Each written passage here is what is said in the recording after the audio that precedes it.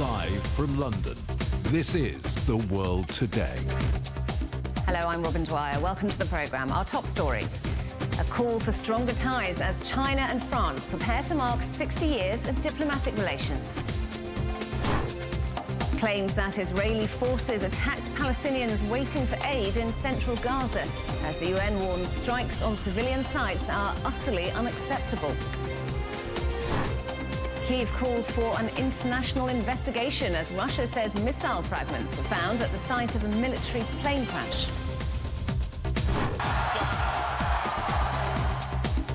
And she did it. Zheng Xinwen becomes the first Chinese tennis player in 10 years to reach the final of the Australian Open.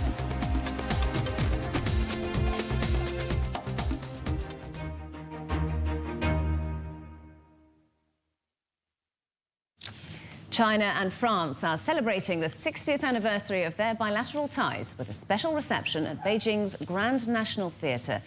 Chinese President Xi Jinping and French President Emmanuel Macron have both delivered video messages to the event calling for stronger ties. Though divided by different political systems and beliefs, China and France have listened to each other and will continue to do so.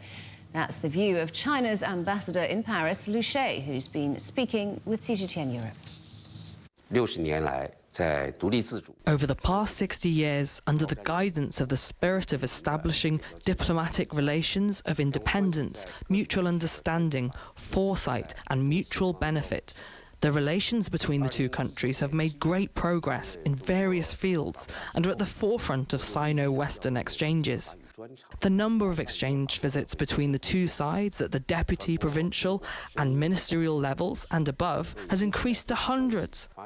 I believe that the Sino-French relationship at a new starting point will be more independent, tenacious, more mature and rational, with its indigenous driving force and strategic value, continue to bring opportunities and benefits to two countries and their people, and continue to use its stable development to strengthen the uncertain future, inject stability and positive energy into the world.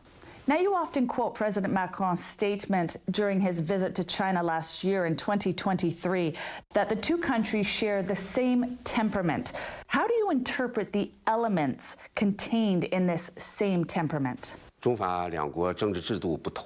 China and France have different political systems and very different development paths, but both countries insist on listening to their inner voices and have independence and self-confidence in their genes. While China and France have a strong sense of pride in their own cultural traditions and collective memories, they also have an appreciative vision and strong thirst for knowledge towards each other. Chairman Mao Zedong once pointed out to French guests that the wall of ideology and the wall of social system can be dismantled as long as it is based on the principle of non-interference in each other's internal affairs. General de Gaulle emphasized when China and France established diplomatic relations, France should listen directly to China, let China hear the voice of France. While a historical perspective that transcends, whether it is developing relations between the two countries or responding to global challenges on the international stage, we will unswervingly do whatever we are determined to do and will not be swayed by one incident or another, let alone be led by others. Cultural exchange has also contributed to China-France ties. Our correspondent Chen Yilin has been talking to four well-known faces to learn how they bridge the cultural divide between the two countries. As we are celebrating the 60th anniversary of the diplomatic relations between China and France, I want to hear your stories, how you guys bridge the cultural differences between the two nations. My name is Alice. I'm a culture and music blogger, and I have been living in China for 7 years and in Shanghai for 5 years. My concept is to sing Chinese songs in French. Culture and history and art is key in diplomatic relation because it's representing human values more deeply. What we do is to connect and to make diplomatic relations better and more human. So from my part, I would go on helping my followers and Chinese people, Chinese young people to to learn better French with music, through music. My name is Clarisse. I've been living in Shanghai for almost 9 years now. My job is to present Shanghai's history in some city walks, historic walks all around Shanghai to foreigners. Well, just a few months ago, last year, there was this new visa policy for a few countries, including France, which allow now French people to come visit China for less than 15 days without having visa. Well, I hope that more and more French people will come here and discover, well, not only Shanghai, but like China in general. As you say, like there's so many good places and amazing places in China. Hello, ni hao, bonjour. My name is Pierre Alivon. I'm sculptor, photographer, and curator. I have been living in Beijing in 5 years, and 4 years in Shanghai. It's universal language, is feeling. Because these people not possible talk French, English, but I'm looking my art, I want peace. Because it's very important for harmony, for fraternity, for life. And donc I want this. I'm from Shanghai, and I learned French 20 years ago, so I speak French. And my job is quite various. I'm an interpreter, agent, gallerist, and also I do a talk show as a talk show host. I think what I expect is that we should still build, you know, this relationship. And France was the first Western country in Europe to recognize the People's Republic of China. To have diplomatic yes, relations. Diplomatic relations. And I think it's a good sign. And here we're celebrating the 60th anniversary for both of two countries. And it's the opportunity as the official, they already announced so many policies, good policies. We still have so many jobs to do. Maybe have more influences, you know, to young people and encourage them to learn languages, learn culture stuff. Yes. The culture is the key of all understanding.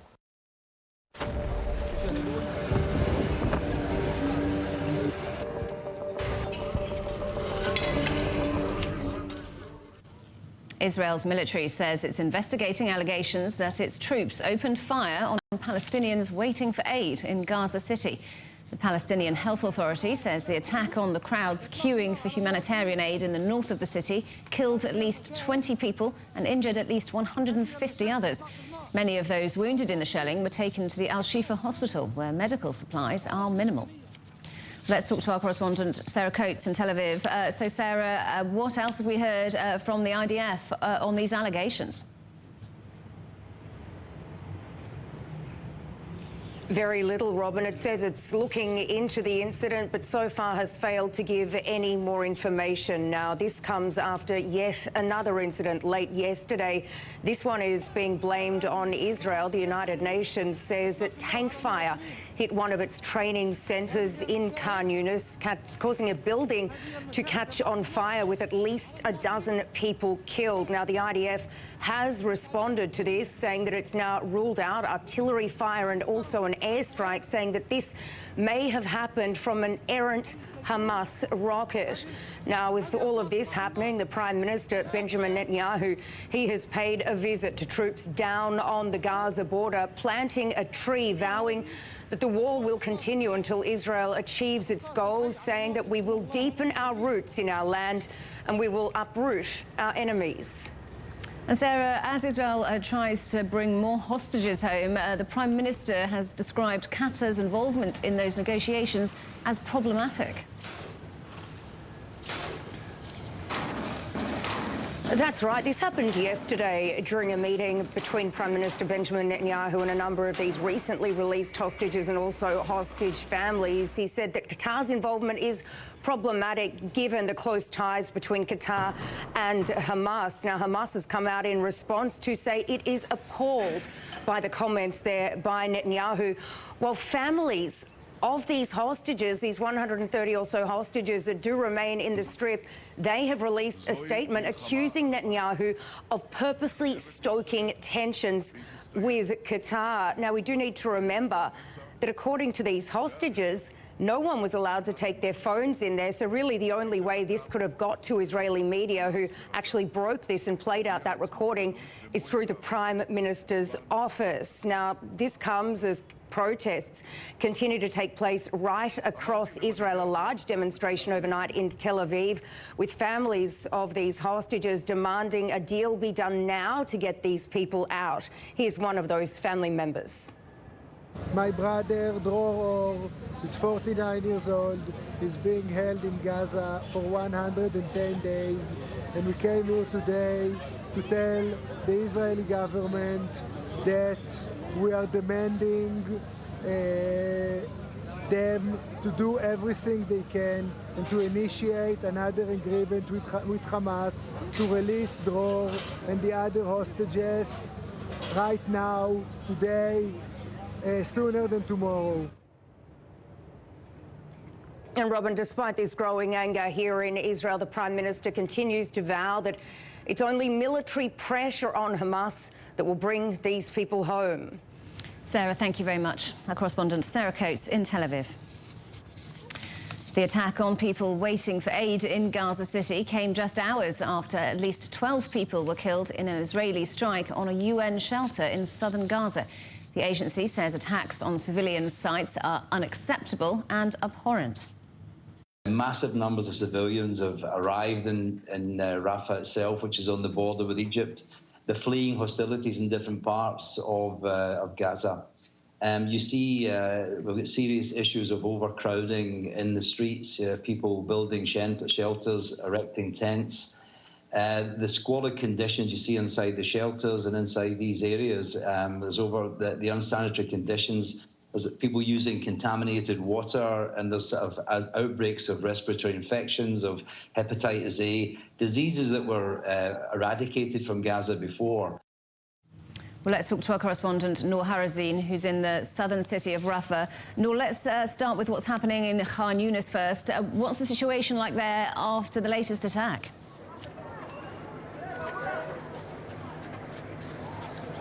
Well, now Khan Yunis city is like a battlefield. Most of the Israeli airstrikes, shelling, battles on the ground are actually now happening in Khan Yunis city. It is so similar to the scenario of what happened in northern Gaza at the beginning of this Israeli operation on the coastal enclave. Over the past days, weeks also, the Israeli forces have been intensifying their attacks on the city of Khan Yunis, and now the land incursion has reached the heart of the city of Khan Yunis. Now the Israeli troops, actually the Israeli army, is surrounding the Al-Nasser hospital, which is located in Jalal Street in the heart of Khan Yunis, and another hospital which is the Al-Amal hospital, and it is located in Al-Amal neighborhood, which is close to western Khan Yunis, and people in I think we may have unfortunately lost our connection to Noor Harazin in Gaza. If we can, we will try and talk to her again later in the programme. You're watching CGTN, still ahead. And then there were two. Defending champion Aryna Sabalenka is through to another Australian Open final. But who will she take on?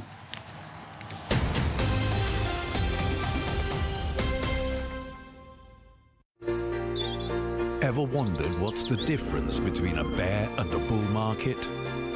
Where are the cash cows? And who are the lame ducks? And what exactly are black swans? Grey rhinos?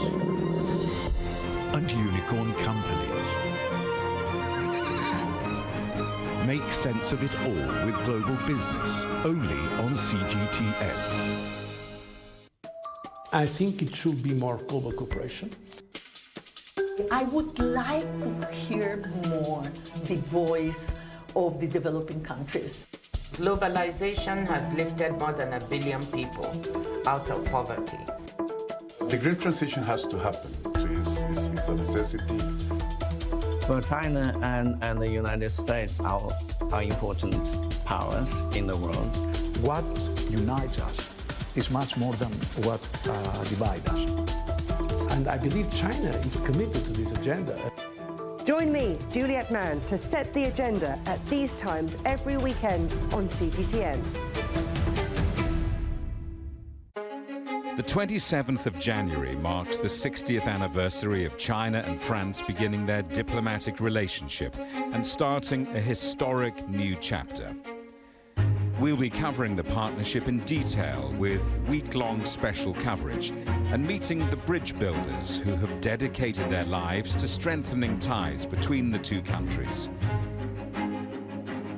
China-France 60 years, beginning Saturday, the 27th of January, on CGTN.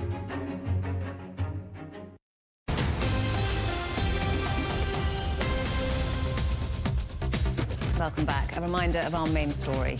A call for stronger ties as China and France prepare to mark 60 years of diplomatic relations. The anniversary of bilateral ties between China and France has been marked with a special reception at Beijing's Grand National Theatre. President Xi Jinping and French President Emmanuel Macron have both delivered video messages to the event calling for stronger ties. Well, our correspondent Yo Young is in Beijing. What's been the message from both leaders?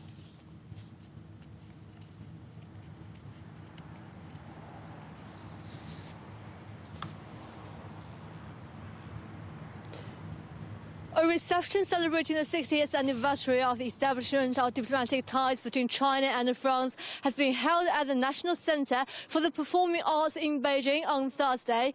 During the event, Chinese President Xi Jinping delivered a video speech to the event, and she said the unique history of China-France relations has shaped the Chinese-French spirits of independence, mutual understanding, foresight and mutual benefits. He added that in the face of the turbulence of the new era, China and France should uphold the original aspiration of forging diplomatic ties, facing the future with a positive attitude and daring to make a difference. At the same time, the Chinese leader believes the two sides should unswervingly develop bilateral relations and respond to the world's uncertainties with a stable China-France relations. And he also called the two sides to take the China-France Year of Culture and Tourism and the Paris Olympic Games as opportunities to expand people-to-people exchanges and promote people-to-people connections. At the same time, he also urged Beijing and Paris to jointly promote an equal and orderly mutual polar world with inclusive economic globalization and continue to make Chinese-French contributions to maintaining world peace and stability. On the other hand, French President Emmanuel Macron expressed his congratulations to the 60th anniversary of the establishment of the bilateral ties between China and France. He added that over the past 6 decades, fruitful cooperation results have been achieved between the two countries, and he also hoped both China and France would work together to keep the positive momentum in the development of the bilateral relations while putting the Chinese-French ties to a new high. Chinese Foreign Minister Wang Yi, French ambassador to the China, Bernard Lacroix, as well as other representatives from both sides, have attended the event. An opera created by the late French-renowned composer Charles-François Gounod, Romeo and Juliet, has been put on the stage at the National Center for Performing Arts and performed by artists from China, France, Italy and many other European countries. Well, this is also the China-France Year of Culture and Tourism, a series of activities covering performing arts, visual arts, cultural heritage and tourism promotion, among others, will be held between the two sides, and these include an opening concert, a tourism promotion event and an exhibition featuring China's Forbidden City and the French Palace of Versailles. Back to you.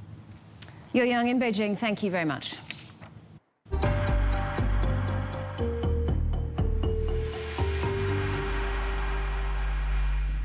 Russia says it's found what it believes to be missile fragments at the site where a military plane crashed in the Belgorod region. Moscow says the plane was carrying 65 captured Ukrainian soldiers on their way to a prisoner exchange when it came down, killing all 74 people on board. Russia has accused Ukraine of deliberately shooting it down. Kyiv, which has not commented on the claim, has opened a war crimes investigation and is also calling for an international probe. President Volodymyr Zelensky says greater clarity is needed.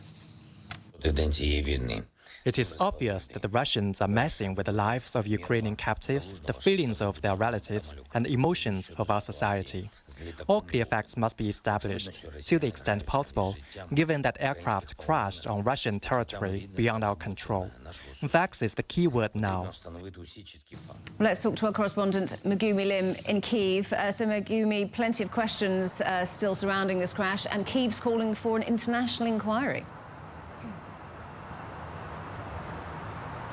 That's right. There is still a lot unanswered about what happened, what caused this plane crash, who was on board this plane. But as you said, Russia has claimed that 65 Ukrainian prisoners of war were on board this plane, along with some Russian crew members and soldiers, and that this military transport jet, was shot down by Ukrainian missiles. Now, Ukraine has not commented or confirmed Russia's information so far, and President Zelensky of Ukraine has called for an international investigation, and officials here have urged people and the media to not disseminate any information that has not yet been verified and confirmed. And Zelensky, in his nightly video address yesterday, said that Russia is messing with the lives of Ukrainian captives and the feelings of their loved ones by putting forward these allegations without offering any solid evidence so far. Now, what we understand so far is that Russia's defense ministry said that its radars did detect the launch of 2 Ukrainian missiles from the eastern Ukrainian region of Kharkiv just around the time before the plane crashed. And Ukraine's military intelligence agency spokesman did confirm that a prisoner swap was indeed scheduled to take place. And he said that Moscow did not notify Kyiv of the need to ensure the safety of the airspace above the Belgorod region, which is where the plane crash took place, and which is something that Moscow did do in the past for previous prisoner swaps, to notify Kyiv of ensuring the safety of the airspace. Now, the latest that is coming out of this plane crash is that Ukraine's Parliament's Human Rights Commissioner, Dmytro Lubinets, has said that photos and videos coming out of this crash site has been analyzed, and so far there is no indication that points to a large number of people having been on board this plane. But also we understand that 2 black boxes were recovered from the crash site. So we may have a little bit more clarity on the situation in the days to come. Megumi, thank you very much. Our correspondent Megumi Lim in Kyiv. Russia has called for an emergency UN Security Council meeting to discuss the plane crash. Meanwhile, as we were just hearing, 2 black boxes have now been recovered from the crash site. Well, let's talk to our correspondent Dasha Chernyshova in Moscow. Dasha, what do we know about this investigation?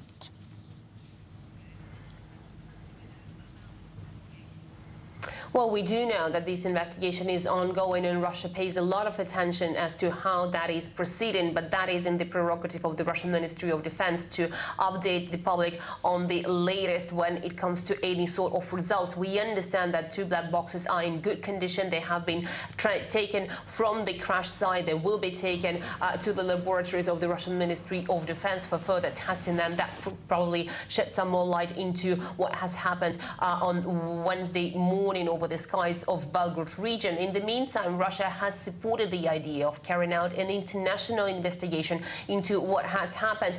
Kremlin spokesman Dmitry Peskov said that since from the Russian position it is Ukraine that is responsible for downing this plane, Ukraine should be taken accountable for this crime. Moscow describes this as a barbaric and monstrous act of terrorism. So Moscow does say that, along with other crimes committed in Russia's words by the Ukrainian authorities since 2014, this crime has to be investigated. But obviously in Ukraine the perspective is different. Moscow also warns that this incident should not be turned into yet another Bucha story, when Russia was blamed but never provided with any evidence.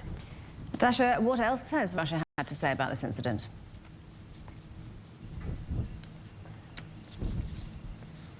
Well, there are many questions with regard to the future of the prisoner swaps, because we understand from the Russian side that the 65 prisoners of war who were on board of that plane were supposed to be changed for the Russian soldiers captured by the Ukrainian armed forces. That swap never took place after this incident, so the future is in question. The Kremlin spokesman was asked whether it has been halted. In response, he didn't provide any clarity, saying that it is again the prerogative of the Russian Ministry of Defense and this process should be kept in silence. In the meantime, a senior Russian lawmaker, Andrei Kartapolov, was quoted as saying that Russia would even talk to the devil when it comes to the swap of the captured Russian soldiers and bringing them back to the Russian soil. So we understand that that question has not been ruled out completely and it is still in discussion. But one way or another, Moscow holds the Western countries also accountable, suggesting that it is the Western weapons supplies that have been encouraging the Kiev authorities to commit such crimes as Moscow describes them. We also understand that Moscow would like to the Western countries to see what Moscow calls as the real face of Kiev authorities, and that's why the emergency UN Security Council meeting has been called on. Dasha, thank you very much. Our correspondent Dasha Chernyshova in Moscow. Zheng Qinwen has become just the second Chinese tennis player to reach a Grand Slam final after she beat Diana Yastremska 6-4, 6-4 to book her place in Saturday's Australian Open final. 12th seed Zheng is hoping to emulate her hero Li Na, who won the same competition 10 years ago and is the only Chinese player to win a Grand Slam title. Feels unbelievable. I mean, I'm super excited to have such a great performance today and arrive in the final. You know, I think the opponent, she's playing unbelievable tennis and got really good baseline stroke. Oh, it's tough to explain my feeling now. Yeah, the real first time here in Australia. Thanks for all the support and thanks to my team as well. And Zheng will face reigning champion Aryna Sabalenka in that final. The 5th seed beat US Open champion Coco Gauff in straight sets to set up a chance to become the first women's player to win consecutive Australian Open titles since 2013. She thanked the crowd for their support after the match. I was able to focus on myself and kind of like I was prepared that she's going to move really good and she's going to put all balls back to me, and I just have to be ready to play an extra shot, and I was just ready for anything tonight, and I think that was the key, and definitely your support, guys. Last time I played her, I didn't have, I would say, almost any support, and today, guys, thank you. Our headlines again. A call for stronger ties as China and France prepare to mark 60 years of diplomatic relations. Claims that Israeli forces attacked Palestinians waiting for aid in central Gaza as the UN warns strikes on civilian sites are utterly unacceptable.